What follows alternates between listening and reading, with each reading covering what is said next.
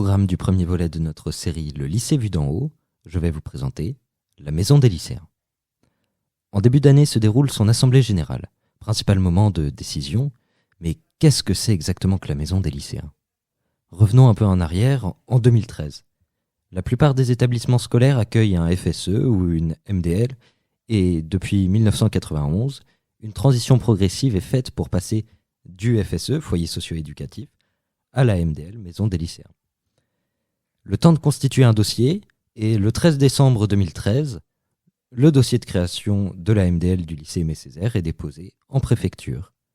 Il est accepté le 6 janvier suivant. La MDL est alors créée. Elle a plusieurs missions. Tout d'abord, développer la prise de responsabilité et l'autonomie des élèves au sein de l'établissement, contribuer à la vie culturelle de l'établissement en encourageant la diffusion, l'organisation et la participation à des manifestations culturelles, humanitaires et sportives.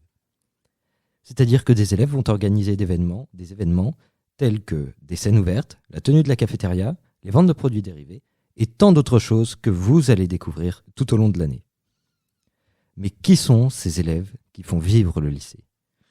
Bien évidemment, tous ceux qui le souhaitent et ont adhéré à l'association. Lors de l'Assemblée générale, plusieurs décisions sont prises par les élèves inscrits en vie scolaire. Tout d'abord, on présente ce qui a été fait l'année passée, puis on décide du montant des adhésions de l'année à venir, et enfin, on élit ce que l'on dénomme le conseil d'administration.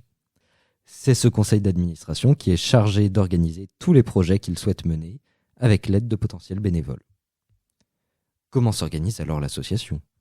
La MDL étant une association, elle est par conséquent indépendante, dans la mesure du possible du lycée. À ce titre, elle dispose de fonds propres, issus de diverses sources, majoritairement les adhésions. Comme toute association, elle dispose d'un bureau composé d'un président chargé de la bonne tenue des réunions, de son adjoint, d'un trésorier chargé de la tenue du budget, de son adjoint également, d'un secrétaire chargé de la rédaction des comptes rendus de réunion, ainsi que de son adjoint. Ainsi, toutes les décisions prises sont menées par les élèves élus sous le contrôle de l'établissement. Vous aurez l'occasion de les rencontrer tout au long de l'année. C'est la fin de notre émission. À bientôt sur les ondes de Radio Césaire.